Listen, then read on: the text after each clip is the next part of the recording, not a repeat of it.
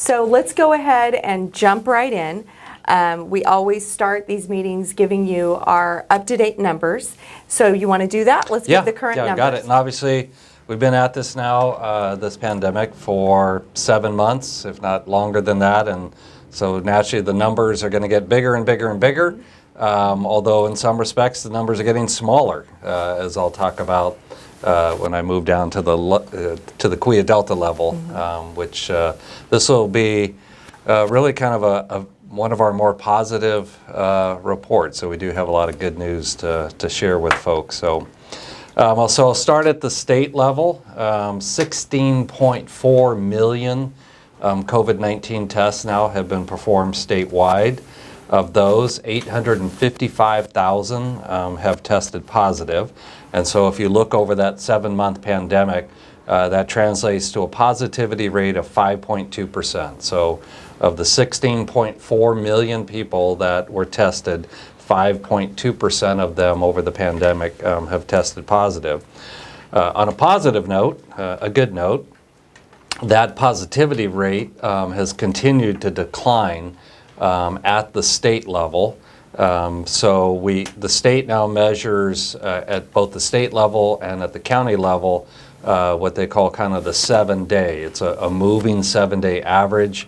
The state tracks it at 7 days and then a rolling 14 days as well. So the most current 7-day positivity rate at the state level is all the way down to 2.7%. Which is almost identical to the 14-day positivity rate of 2.6%. So the fact that the 7-day is slightly higher, 0.1% from the 14-day rate, is just that we have seen a bit of an uptick over this last week, and we're definitely, if you're like me, although I try not to watch as much news as I was watching earlier on, but we definitely are seeing increases in the virus in the United States, in the Midwest, and the Far East, New York, but then Europe is actually starting to experience a pretty significant resurgence in their positive cases.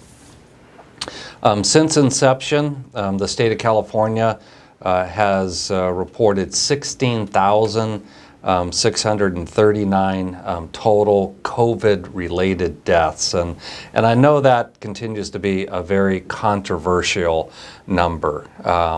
And I did share with folks probably at one of our very first broadcasts is that I still remember a woman that was admitted to Quia Delta. Unfortunately, she had end-stage renal disease, meaning her kidneys no longer function, and so she had to go to dialysis 3 days a week, 3 hours per session. And she finally came to the point in her life that says, I'm just done with it. I can't live like this anymore.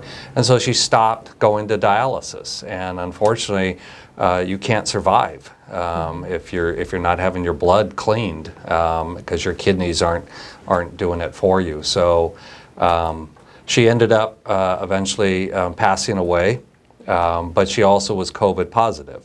And so we clearly believe her death was entirely unrelated to COVID, but we were required to, and we share that information with the county, who then shares it with the state, and the county informed us that they had to count it as a COVID-related death, even though COVID had nothing to do with it. And so I think that controversy still continues out there. I'll tell you, for purposes of Quia Delta formally coding the medical record and coding, what was the primary diagnosis, what were secondary diagnoses, how we bill it to Medicare and the various payers, we actually strictly follow all coding conventions. So the only time that we code the patient as as a COVID primary diagnosis is that's why they presented to the hospital. That was the primary reason. Oftentimes it's a severe breathing problem that they're experiencing. But if somebody comes to the hospital, they happen to be COVID positive, but that's not what brought them to the hospital, then we will code COVID as a secondary diagnosis along with diabetes and congestive heart failure, any other things they might have had.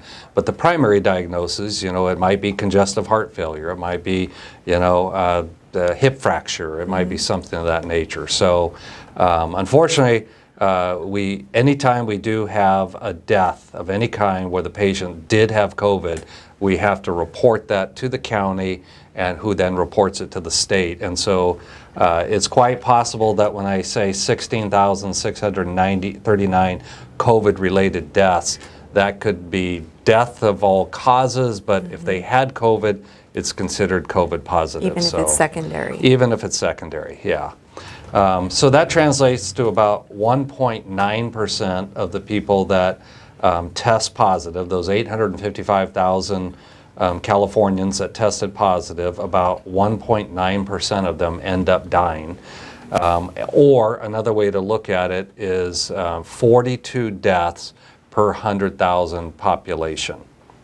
I reported during the town hall meeting that I think in the most recent flu season across the United States, it was as low as maybe 8 deaths per 100,000 to as high as 15 to 17 deaths per 100,000 dying for flu-related or flu-affiliated causes. So definitely the death rate for COVID patients is higher than the flu, and again, the predominant reason is because of vaccination for flu and no vaccination for COVID. There are currently 2,239 COVID positive patients that are hospitalized right now, and we continue to see about a third, although it has dropped down to 28% of them are in the ICU. So we definitely are seeing a lower hospitalization rate across the state. So, but positivity rates, again, have been declining as well. But I think it's been some time since we only had 2,200 COVID patients in California hospitals. Everybody asked me about healthcare workers not immune to contracting the virus. So we've had roughly 42,000 California healthcare workers that have contracted it over the term of the duration of the pandemic. So of those 855,000, interestingly, a little less than 5% of them were healthcare workers. So we tell people, you know, hospitals might be the safest places you could be to not contract COVID because of all the PPE we wear, the massive decontamination and sanitizing, and I'm trying to, too big, sanitization, that's probably not even a word, I don't know. Anyway, so yeah, so that's what we're reporting at the state level. Coming down to the county level, the county has now tested, and that includes tests performed by Kuya Delta or Sierra View, or you know, just the number of tests that have been performed on Tulare County residents now stands at 147,000. 17,072 as of this morning have been confirmed positive. So that's a cumulative positivity rate of 11.6%, which is about twice as high as the 5.2% that the state has seen over the duration of the pandemic, which is why Tulare County has been considered, you know, one of the hot spots. I think we still rank 4th out of the 58 counties in the state in terms of having one of the highest positivity rates. Unfortunately, we're still in the most restricted, widespread infection, Tier 1 purple, because of our positivity rate and high number of cases.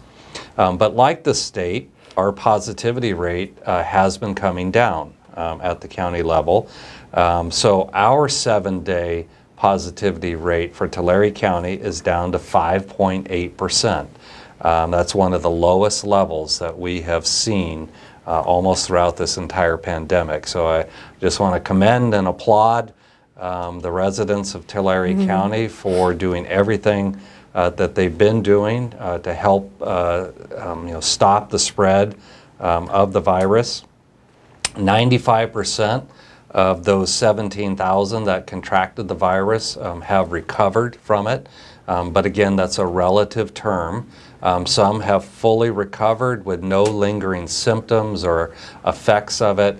Others have had a more difficult time and still are experiencing some of the lasting effects that we hear about for people that have contracted the virus. Over the duration of the pandemic, we have seen 274 total deaths throughout Tulare County, again, COVID related, and that translates into 1.6%. So we actually have a slightly lower percentage of people that contract COVID that die of it in Tulare County, albeit 1.9 at the state versus 1.6 at the county. But if you look at our population, so again, number of deaths per 100,000 people, the state at 42 deaths, Tulare County is at 56 deaths per 100,000. So while we have a lower percentage death rate in terms of the actual population, we have a higher rate of death. About 44%, 119 of those 274 deaths relate to patients of nursing homes. So I know that's something that people have been interested in. So the positivity rate, 5.8%. I'll just quickly, I know I'll talk about this a little bit later, but the governor's blueprint for a safer economy, for opening up the new 4-tier system that was implemented, Tier 1 going to Tier 4. Tier 1 is the most restrictive. Tier 4 is the most open and unrestrictive. So right now we're in the most restricted, again, Tier 1, purple tier. To move into the less restrictive, it's still called substantial, you have to have a positivity rate for 2 consecutive 7-day weeks of less than 8%. So at 5.8%, we're well below that 8%. And so from a positivity rate, we'd actually qualify for Tier 2 red. However, the other metric is those number of cases per 100,000. So not deaths per 100,000, but daily new cases per 100,000. So for us to be in the red tier, we actually have to be at about 34 daily new cases per 100,000. And again, you have to average that for 2 consecutive weeks before you can move into the next tier. And unfortunately, they take the most severe, the most restrictive. So while our positivity rate would move us into red, our number of new cases per day keeps us in the purple. So you have to take so if you want to move into red, you have to meet both of those metrics going in.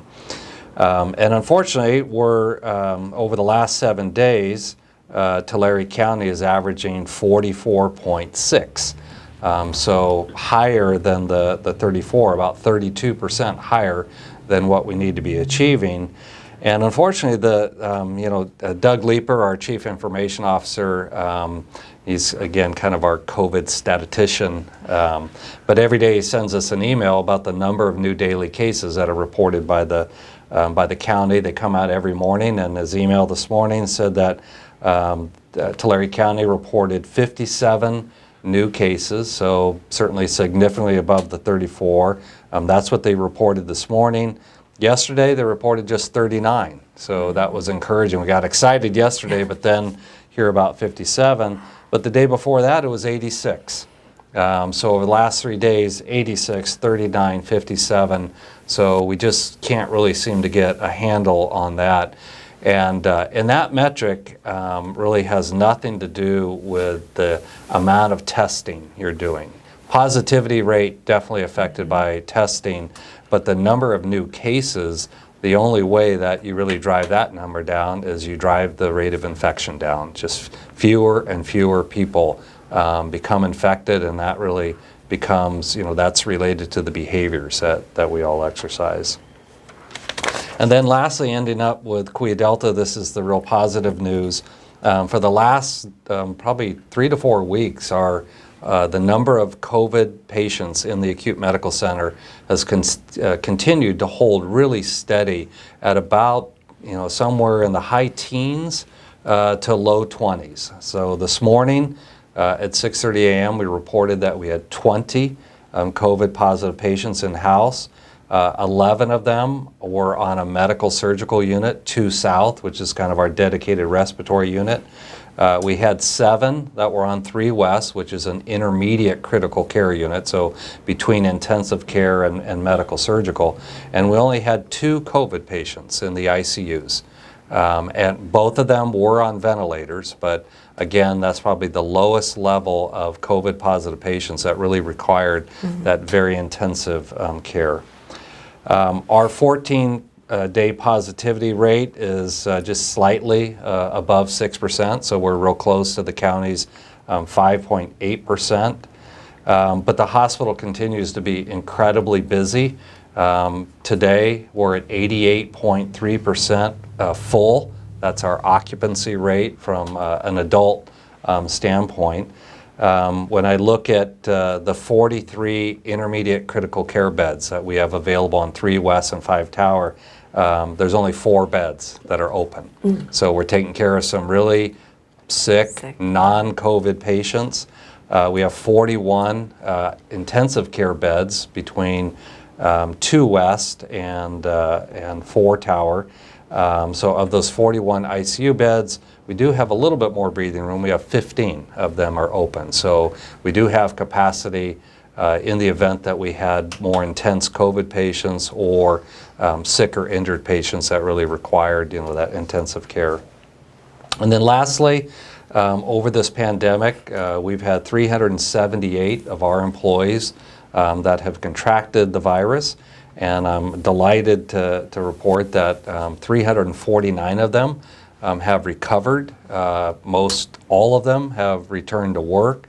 We only have 29 of our employees that are still out on leave because of COVID. So, yeah, so kind of a mix, of predominantly, I think, good news and certainly what we're experiencing here right at Cuya Delta. Right. I remember when we were just watching that positivity number, and then they added that case per 100,000. It's like, yes, yeah. Well, you also remember positivity number, we were above 20%. Yes. And that was obviously making us very anxious at the time. Right. But it's been great to see that it's come down so much.